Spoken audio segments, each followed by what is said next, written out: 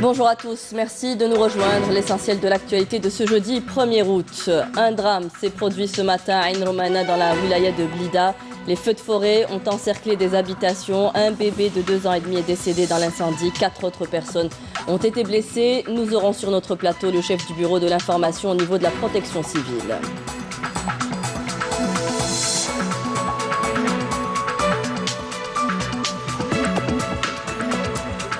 Le dialogue inclusif et l'élection des présidentielles dans les plus brefs délais, on en parle dans notre journal. Nous verrons ce qu'en pense la société civile de toutes ces démarches. Et nous sommes à une dizaine de jours de la célébration de l'Aïd al-Adha. Comment bien choisir son mouton et quelles précautions à prendre? Un reportage dans notre édition. Mesdames et messieurs, bonjour et bienvenue à tous. On ouvre ce journal avec ce drame qui s'est produit tôt ce matin dans la wilaya de Blida. Un bébé de 2 ans a trouvé la mort et 4 personnes ont été blessées à cause de difficultés respiratoires suite à un feu de broussailles qui s'est déclaré la nuit dernière à Ain Romana dans la wilaya de Blida. Les agents de la protection civile de la wilaya ont réussi à éteindre les feux de broussailles qui s'est déclenché vers 2 h du matin et s'est propagé dans 3 maisons. Et nous avons en direct par téléphone notre envoyé spécial Nsrine Ben Saïdi. Nsrine, bonjour. Vous êtes au niveau du centre hospitalier de Mouzaya où ont été évacuées les victimes de l'incendie déclenché à Ain Romana. On déplore malheureusement un mort, un bébé âgé de 2 ans et demi et 4 blessés dont un cas grave. Bonjour Fariel, en effet, je me trouve ici au niveau du centre hospitalier de Mouzaya où les victimes du terrible incident de Ain Romana déclenché vers 1 h 36 du matin ont été évacuées. Il s'agit notamment d'une famille composée de la maman avec de multiples brûlures importantes, le papa complètement brûlé et qui a été évacué vers l'hôpital de Douira. 2 enfants dans un état de choc. La famille déplore malheureusement la perte de leur bébé de 2 ans et demi. Il s'agit de Melek qui se trouve au niveau de la morgue de l'Afroun. Il faut savoir, Fariel, que cette famille a tout perdu, en l'occurrence leur maison et tous leurs biens. La maman ainsi que les 2 enfants sont dans un état de choc. Une aide psychologique et sociale est heureusement mobilisée pour les assister. Je vous rappelle qu'une enquête sera bien sûr ouverte afin de définir les causes de l'incident. Merci Nsrine Ben Saïdi. Je rappelle que vous étiez en direct avec nous. Depuis le centre hospitalier de Mouzaya ont été évacuées les victimes de l'incendie déclenché tôt ce matin à Ain Romana. Et nous avons sur notre plateau le capitaine Nessim Barnaoui. Bonjour. Bonjour. Vous êtes chef du bureau de l'information et de la sensibilisation au niveau de la protection civile. Nous vous recevons souvent ces derniers jours sur notre plateau en raison de ces incendies qui ravagent nos forêts. On revient tout d'abord sur celui de Blida qui s'est déclenché hier aux alentours de 2 h 30 du matin et qui a malheureusement coûté la vie à un enfant. Exactement, comme vous avez souligné, c'est un incendie de broussailles de maquis, pas un incendie de forêt. Donc vite, c'est propagé vers les 3 habitations qui étaient à proximité. Donc ainsi qu'il y avait beaucoup de facteurs favorables pour la propagation de l'incendie. Il y avait l'existence de plusieurs bottes de foin éparpillées aux alentours des habitations, ce qui a favorisé la propagation de l'incendie vers les habitations. Et malheureusement, donc notre intervention, heureusement plutôt, notre intervention a pu sauver les 2 enfants qui étaient à l'intérieur de l'habitation coincés. Et les parents qui étaient atteints de brûlures et de panique, qu'il y avait l'effet de surprise, puisque l'incendie s'est déclaré, s'est propagé à une heure tardive, 2 h 30 du matin. Tout le monde a dormi.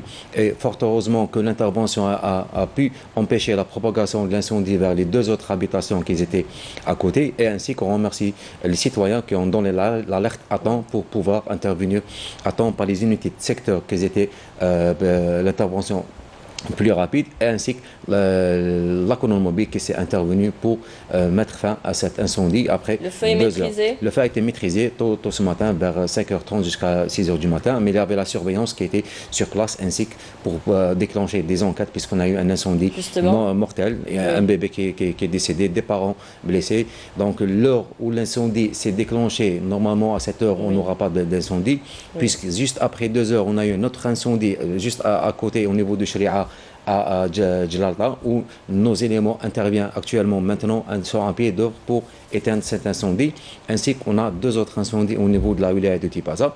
Donc on a eu 3 jours d'accalmie. Voilà, j'allais parler du plan national. Sur le plan national, les feux sont-ils maîtrisés ou d'autres sont en cours encore? Exactement. Donc on a eu la semaine passée où on était un peu dépassé avec une moyenne de 50 incendies par jour. Puis les 2 derniers jours, une accalmie.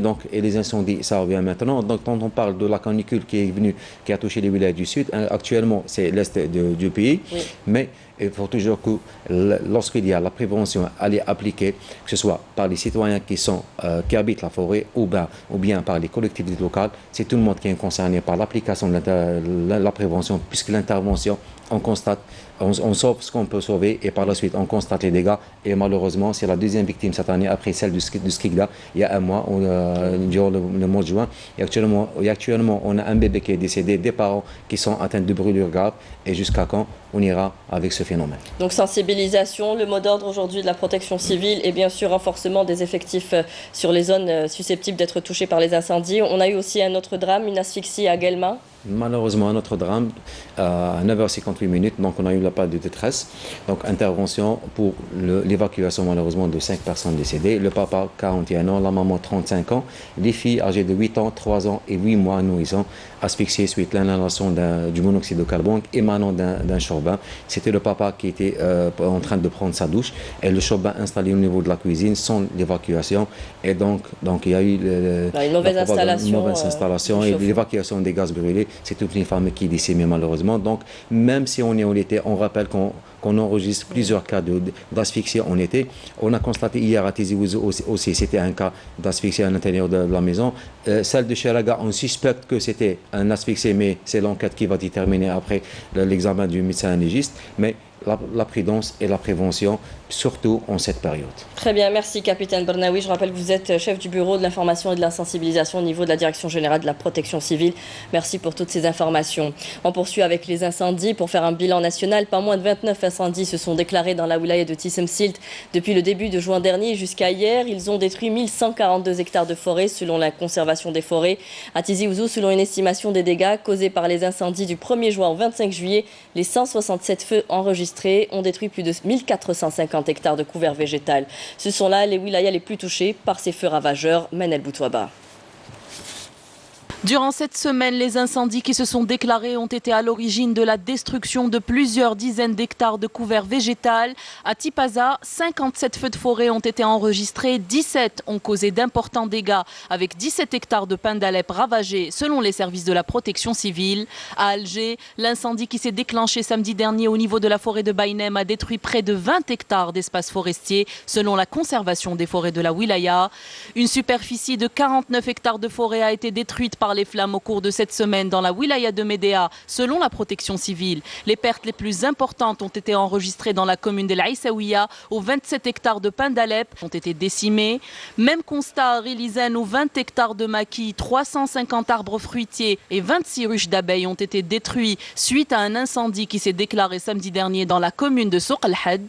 Pas moins de 29 incendies se sont déclarés dans la wilaya de Tissemsilt depuis le début juin dernier jusqu'à hier. Ils ont détruit 1142 hectares de forêt selon la conservation des forêts. Plus de 340 hectares d'arbres de pins d'Alep sont partis en fumée. À Tizi Ouzou, selon une estimation des dégâts causés par les incendies du 1er juin au 25 juillet, les 167 feux enregistrés ont détruit plus de 1450 hectares de couvert végétal et plus de 200 arbres fruitiers, principalement des oliviers. À Constantine, plus de 25 hectares de couvert végétal ont été parcourus par le feu suite à un incendie survenu dimanche dernier. Et avant cela, les services de la protection civile avaient enregistré la perte de 95 hectares de couvert végétal, dont 12 hectares de culture. Une superficie globale de 167 hectares de couvert végétal et 8253 arbres fruitiers ont été emportés par les flammes dans la wilaya de Skikda.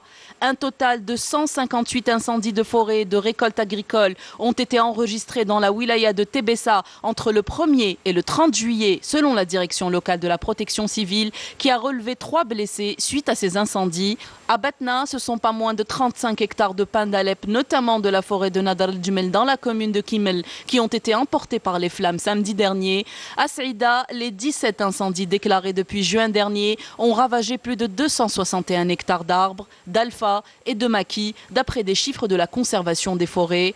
La majorité de ces incendies a été maîtrisée en un temps record par les services de la protection civile. À noter qu'un programme de sensibilisation a été élaboré par les services de conservation des forêts, la protection civile et tous les services concernés. Il ciblera toutes les wilayas à risque afin d'exhorter les citoyens, notamment les riverains des forêts, à préserver le couvert végétal. Et voilà, on terminera avec vous, capitaine Bernaoui, sur ce bilan national des incendies qui touchent nos wilayas depuis le début de la saison estivale. Aujourd'hui, Tissemsil, Tizi Ouzou arrive en tête des wilayas les plus touchés. Oui, Tizi Ouzou, en matière de nombre d'incendies, plus de 67 incendies, mais en matière de dégâts, c'est beaucoup plus, c'est les broussailles et les maquis, et par la suite les forêts qui sont à 64 hectares. Mais en matière de forêt, c'est Tissemsil en pole position avec 354 hectares, suivi par Tipaza, Médéa, Béjaïa, et aussi d'autres wilayas, beaucoup plus de l'Est, qui sont touchés en matière de pertes, en matière de céréales, blé, orge et arbres fruitiers. 1005 incendies, c'était la statistique jusqu'à le 30 juillet. Depuis le 1er juin Depuis le 1er juin. Oui. Donc reste à comptabiliser d'autres incendies qui ne sont pas encore comptabilisés suite à des difficultés de terrain. Et on attend aussi le renforcement d'une image satellite Alcomsat pour déterminer bien les surfaces qui ont été brûlées. Des moyens renforcés pour la surveillance. Voilà, des moyens renforcés, bien sûr. Il y a le dispositif opérationnel qui est en place, de lutte.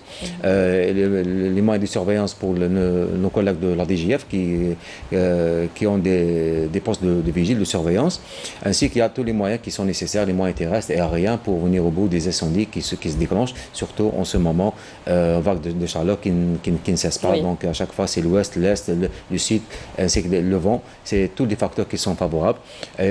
Beaucoup plus lorsqu'on sait que la prévention n'est pas respectée par les citoyens. C'est souvent le facteur humain qui est à la cause et à l'origine de ces incendies. Directement. Voilà. On rappellera juste le nombre de superficies ravagées par les feux de forêt aujourd'hui. 6841 hectares entre les forêts, maquis, broussailles, herbes sèches. Les forêts, on est entre 1500 à 2000 puisqu'il y a encore des surfaces qui n'ont pas été comptabilisées, celles aujourd'hui de Blida, de Tipaza.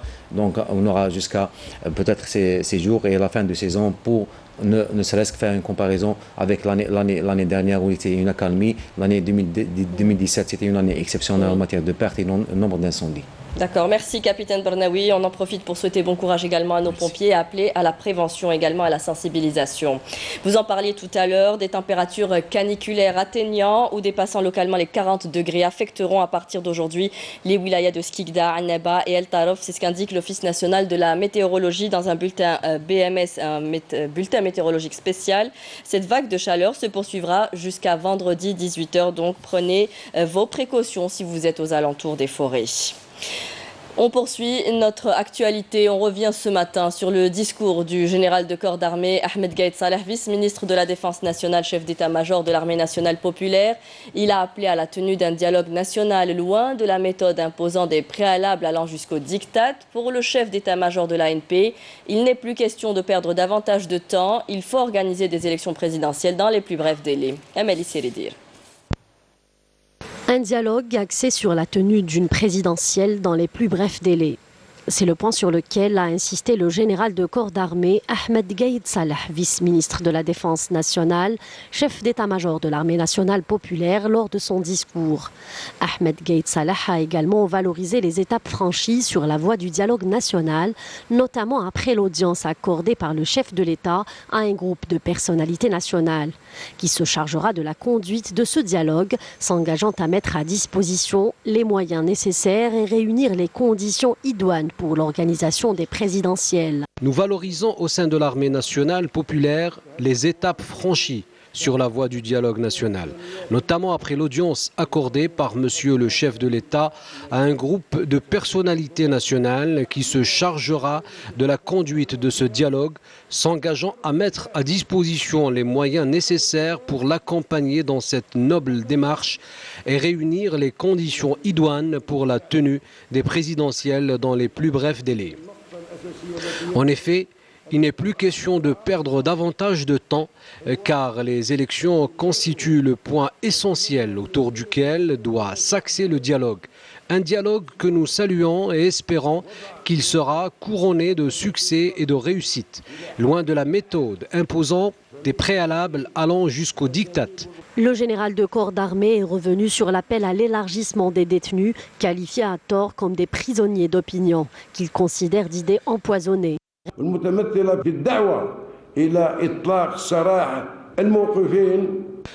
Il m'appartient dans ce contexte de mettre en exergue certaines de ces idées empoisonnées que véhicule la bande et qu'adoptent certains porte-voix qui orbitent autour d'elle, notamment l'appel à l'élargissement des détenus qualifiés à tort comme des prisonniers d'opinion en guise de disposition d'apaisement selon eux.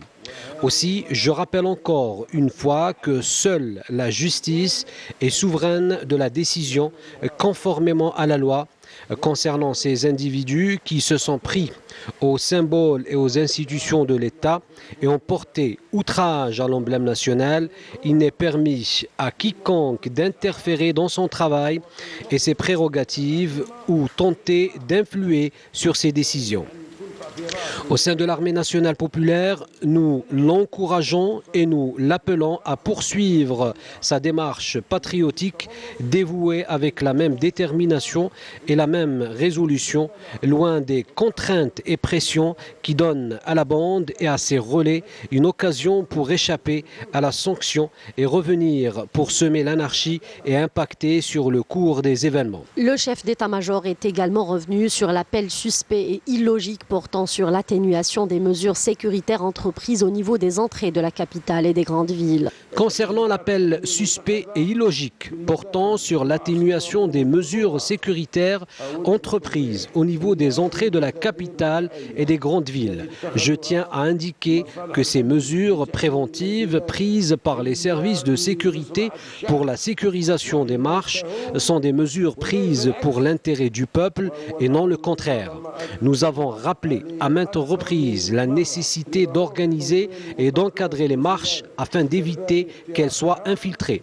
Aussi, il est inconcevable de remettre en cause les intentions et les efforts des services de sécurité et il est totalement contraire à l'éthique de déformer les réalités et fabriquer des mensonges dans le but de donner un souffle nouveau aux personnes mal intentionnées qui s'attellent à attiser la situation et faire perdurer la crise. Ahmed Gaïd Salah a enfin évoqué les tentatives de porter atteinte à la crédibilité et à la performance des institutions de l'État à travers des rumeurs qui visent à tromper l'opinion publique et à compromettre les efforts des responsables intègres et dévoués. Malgré la satisfaction de la majorité des revendications populaires sur le terrain, nous constatons l'élévation de certaines voix pour tenter de nuire à la crédibilité et la performance des institutions de l'État à travers des rumeurs qui visent à tromper l'opinion publique et à compromettre les efforts des responsables intègres et dévoués. Nous, en tant que haut commandement de l'armée nationale populaire, nous suivons de près et n'avons enregistré aucune anomalie dans la performance de ces responsables patriotiques dans le fonctionnement de ces institutions. Bien au contraire, ils ont pu réaliser durant cette courte période ce qui n'a pu être réalisé pendant des années.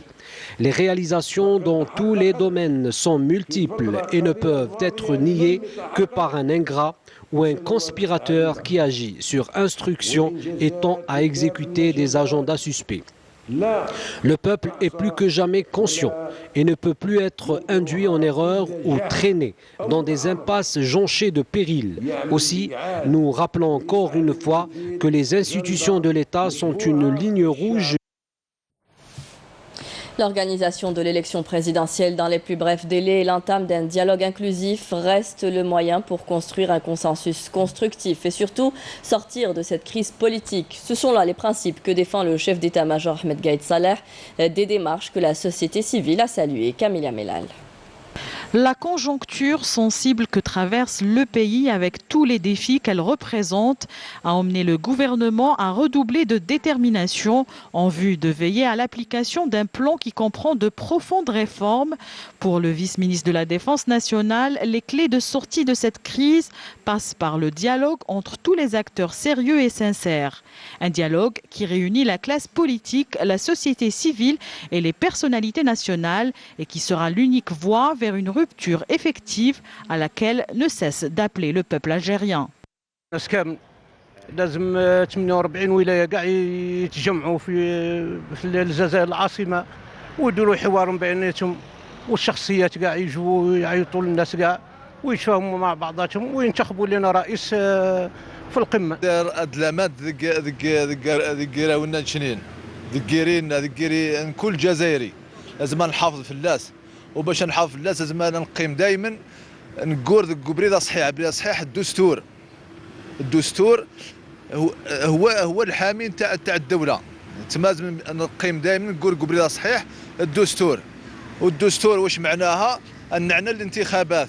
L'institution militaire veille à respecter l'attachement résolu aux solutions légales et constitutionnelles pour résoudre la crise que traverse l'Algérie, estimant que la clé de sortie de cette crise passait par le rejet de tout égoïsme en faisant prévaloir l'intérêt de notre pays au-dessus de tout.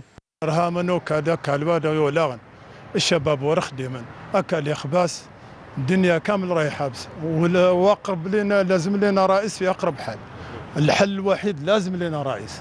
تجارب الانتقال الديمقراطي كلها نجاحها وفشلها متعلق مع موقف مؤسسة الجيش منها.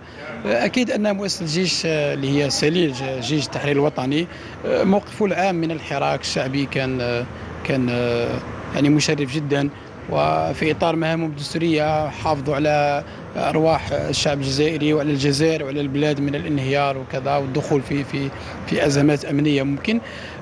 طبعا هي تذكير أنه حقيقة ضروري أن تكون لمؤسسة الجيش أن يكون ضامن أساسي لأي انتقال ديمقراطي سلس. نحن كشباب من ولاية إليزي نثمن ما جاءت به السلطة التي دعت إلى الحوار الوطني، ولهذا ندعو من هذه الولاية ومن هذا المنبر جميع شباب ولايات الجزائر إلى المشاركة في الحوار الوطني للخروج من الأزمة التي تمر بها البلاد لأكثر من 3 أشهر والذهاب إلى انتخابات رئاسية في أقرب الآجال. Un dialogue intelligent, constructif et de bonne foi reste le moyen pour construire un consensus fécond de nature à permettre la réunion des conditions appropriées pour l'organisation de l'élection présidentielle dans les plus brefs délais. علينا أن نركز الآن على الجوهر الحقيقي الذي يربط بين كل هذه القوى الفاعلة ألا وهي الانتخابات، وبالتالي يجب الذهاب إلى انتخابات حرة ديمقراطية بأتم معنى الكلمة في أقرب وقت حتى تتضح لنا يعني خارطة الطريق الإصلاحات هذا البلد الحبيب.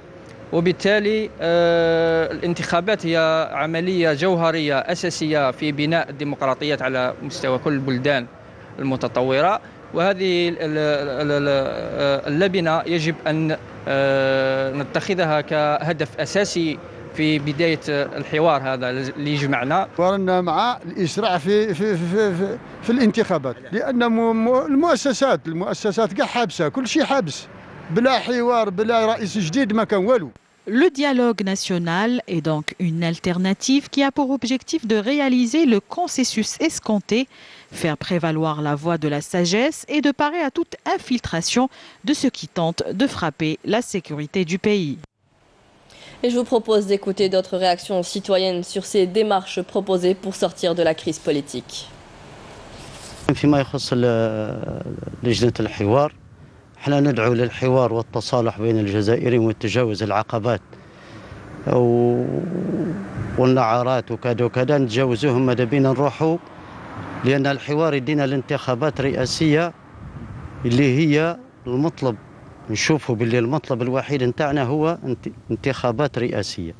أيضا هذه خطوة جد إيجابية، إنما دعا إليه قائد أركان الجيش الوطني الشعبي نائب وزير الدفاع الوطني، ونحن لا نشكك ولا نشك أبدا في مصداقية هذه المؤسسة التي بقت قائمة ومحافظة على هذه الدولة وعلى مكتسباتها.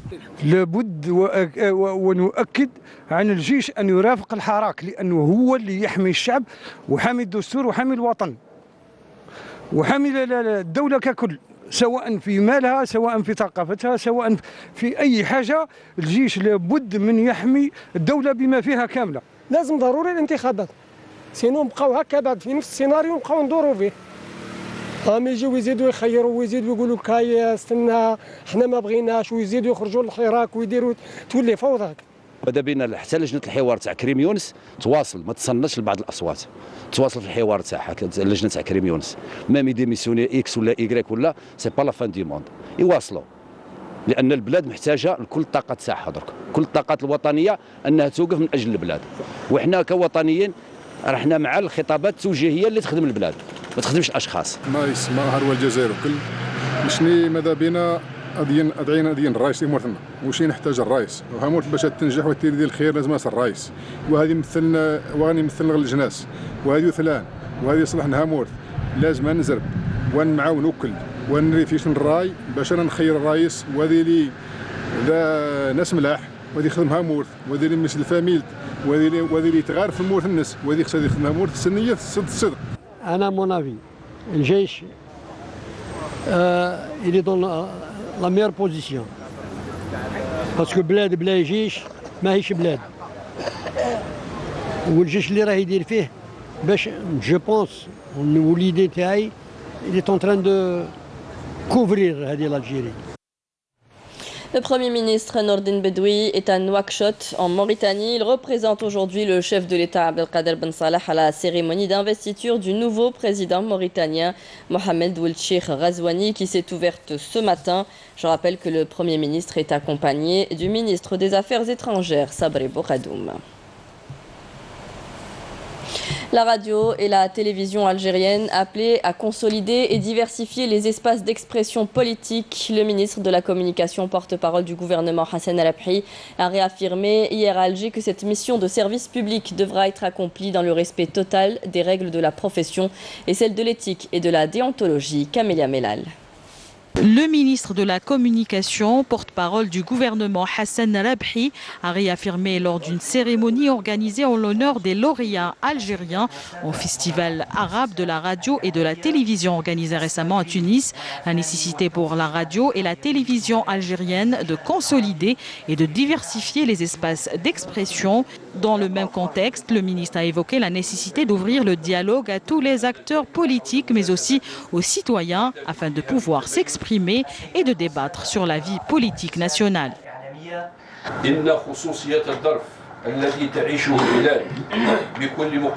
Cette mission de service public devra être accomplie dans le respect total des règles de la profession et celles de l'éthique et de la déontologie, ainsi que les dispositions législatives applicables en la matière, notamment celles contenues dans la loi relative à l'activité audiovisuelle. L'ensemble des médias exerçant sur le territoire national sont tenus en matière de programmation d'émissions d'expression politique et de débats contradictoires de se conformer à ces règles dans un esprit d'équité envers tous les acteurs de la vie politique nationale.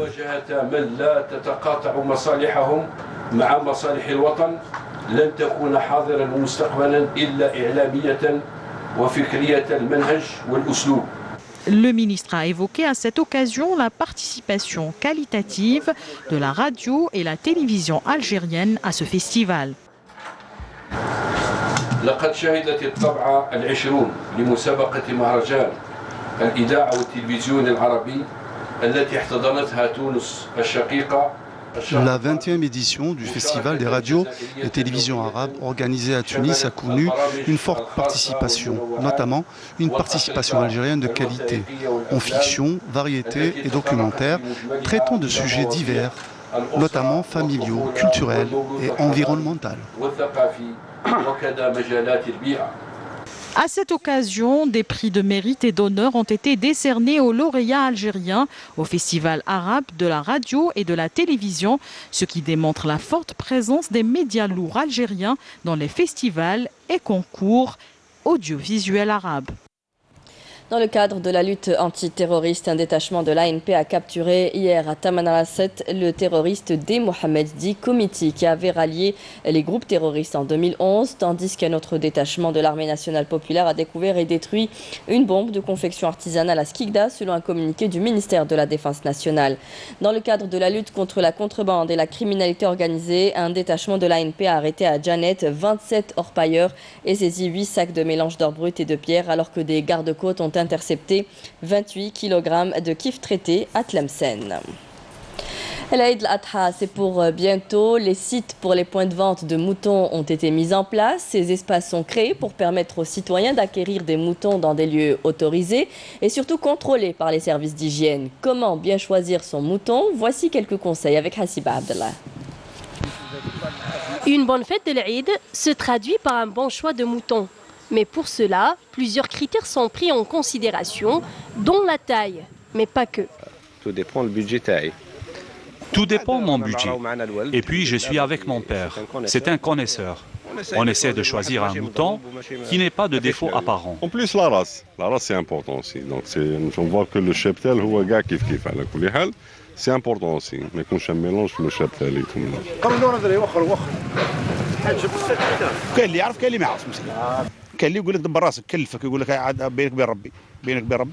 Il y en a qui savent acheter un mouton, d'autres non. Il y a des acheteurs qui me demandent de leur choisir moi-même un mouton. Ils me font confiance et pour le prix, on essaie de s'arranger.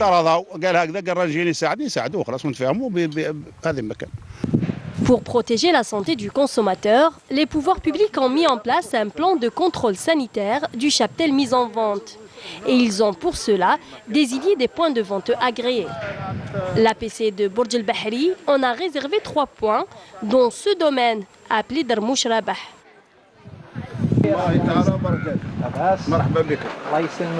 Le vétérinaire de l'APC se déplace quotidiennement pour s'emparer de l'état de santé du cheptel.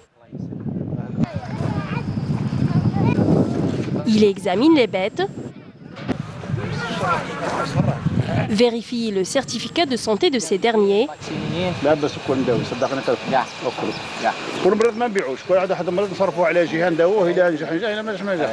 et vérifie même leur alimentation.